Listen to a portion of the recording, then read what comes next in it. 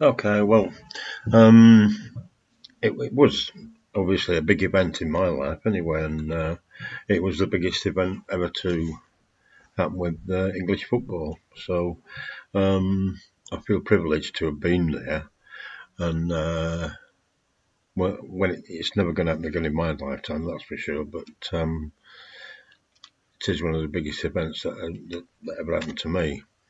Um, I don't know. It was very difficult to get accommodation because obviously it was so popular and the biggest event that had happened, first time it ever been held in England. So it was difficult getting accommodation in London. Anyway, I got down on the train and I managed to get some accommodation in Paddington. And the landlord there, there was no rooms left. But he said if you'd like to do it, I would be prepared to let you stay in the bathroom and put a board on the bath and then a mattress on, and he said you can live there for a fortnight if you like, and that's exactly what I did. Um, so I had to be out early every morning so that the other residents could use the bathroom. So that was a bit different anyway. When I got down there, it was the first thing I had to do obviously was to go get some tickets, and it wasn't done over the internet as it would be now. You had to go in person and pay for the tickets over the counter. So I went to Wembley Arena where the tickets were being sold, and I was surprised that I could get tickets for every game right through to the semi-final. So I never thought England would get to the final really, but I thought we'd see Brazil were favourites with Pelé, of course, and Portugal with Eusebio, and so we just sort of thought we'd put up a good show really, especially being at home and getting our games at Wembley, So there was I don't remember it being thought of as that important, as big an event as it is now. It wasn't covered in the same way that it is now with Sky and things, So I went down and managed to get tickets for everything through to the semi-final, as I said, and so we went to see the first England game, which was a draw, and then we kind of got into our stride then. Bobby Charlton was starting to pick up. He was playing well. He was organising the games really. He was running the games from midfield. And of course Jimmy Greaves was still in the side then, and then he got injured. And the way it worked out, it could have been a blessing in disguise because Jeff Hurst came through and of course scored the hat-trick in the final. It was just as the competition went along that the enthusiasm was building up, and of course we know when we got to the quarterfinals, that was a big game, and I remember standing by the players' entrance at the old Wembley Stadium, of course, with as the players came up the slope into the stadium, and it was almost within touching distance of the both teams. And then, as the game went on, Ratin, the Argentine captain, he was putting himself about all match, but he finally overstretched it a bit, and he got sent off, but he wouldn't go off. he wouldn't go off, and it took the referee 4 or 5 minutes to get him to leave. They were going to walk off. He was going to take the rest of the team off, and anyway, they settled down. But Bobby Moore took a free kick on the left, and Jeff Hurst met it and scored the winner, and so we were in the semi-final then. That was really one of the big sides out of the way. So we were down to meet Portugal in the semi-final.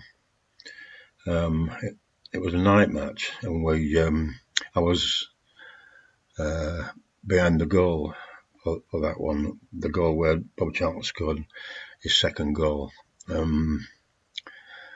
And Eusebio, everybody was read about Eusebio because, he was like the European Pele, really. But Nobby Stiles just looked after him all night, and he never really got a kick. Just once or twice he got in, but not. And then, so we won. So I'd used up all my tickets by this time, so I was intending really going back home and watching the final on television. But sometimes you are just in the right spot, and I was walking back up Wembley Way towards the station, and there was this young lad, only about 18, 19-year-old lad, just stood in the middle of Wembley Way, holding a ticket above his head, saying cup final ticket. And I just thought, I'll take a chance. And I went up to him and I said, "How much do you want for it?" And he said, £5. So I gave him the £5, and I wasn't really sure if it was genuine or what, but anyway, it was worth taking a chance because everyone was so excited about getting to the final, the chance of seeing it. Afterwards, when the final finally arrived, I realised that the ticket was for the German end. But anyway, we got in there. Something that a lot of people don't know is Muhammad Ali was at the game, and as I was waiting to go in, he was down signing a few autographs and having a word. And I was just about 3 away from shaking hands with him, and his manager came and called him in. So I missed that. I'd love to have done that. But anyway, got inside the ground, and it was all hell breaking loose because the Germans they looked as if they outnumbered us. They were certainly making a lot more noise, and they were waving their flags everywhere. And of course, that was all around me because they were on the wrong end. But anyway, that all settled down and the game kicked off. The players came out. Before I went into the stadium, I was waiting round by the side, by the old doors that lead up to the changing rooms, and it was. I don't know if you'd ever seen it now, but Bobby Charlton and Ray Wilson, they were just talking to their wives outside the ground as if it was just just an ordinary league game or something. And I heard afterwards that they actually went shopping on Saturday morning before the World Cup final. It wasn't built up as it is now. But just taking it further backwards, about 10 hours, about 8 hours before that, I went up to the ground early at about 9 o'clock. I was up at Wembley for 9 o'clock. I went round to the players' entrance, and the big gates were open. So I just walked up into the stadium, and there was just the cleaners were getting the stadium ready.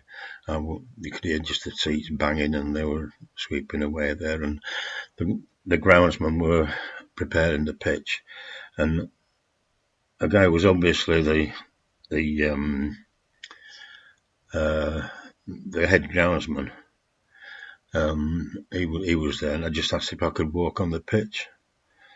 You never do it again. And he said, "Yeah, okay." He said, "But don't go on the penalty spots because we've just painted them."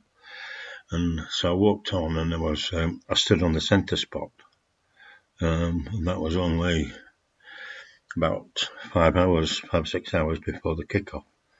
So I don't know why he let me on, and I don't know. I had the cheek to ask him if I could go on, with the game being so close. But anyway, I did, and I spent the rest of the day up there, and then into the ground for the kickoff. And of course, within a few minutes, Emma crossed from the left over the cross, and Ray Wilson got up to head the cross away and headed it straight to Haller, who smashed it into the net past Gordon Banks. So we were 1 down, probably in about 15-20 minutes. So the game went on, and obviously all the incidents that everybody know about, with the goal off the crossbar and the Russian linesman giving the goal. Alan Ball had a great game, and of course then the last one with Bobby Moore's long pass to Jeff Hurst, and he smashed the ball in the net. And I was right in line as the ball went to the net, and you could see it was in anyway. But that was it. Jeff Hurst scored a hat-trick, and afterwards, well, the team ran around the pitch, and then I went back into London. It was getting dark by that time, obviously, and we were all in the fountains. And that was really about it, just something that will never ever leave you. You can still close your eyes now and see some of the faces of people who were there at the time. On the way up to the final, I caught the tube up to the final, and I just happened to be sitting next to this old German fella, and he said, "You look worried." I said, "Well, yeah, I'm hoping England could win." He said, "Oh, don't worry." He said, "England always beat Germany," and he was right. Okay, well, that's my memories of the World Cup final, 1966, and as I said, very privileged to have been there.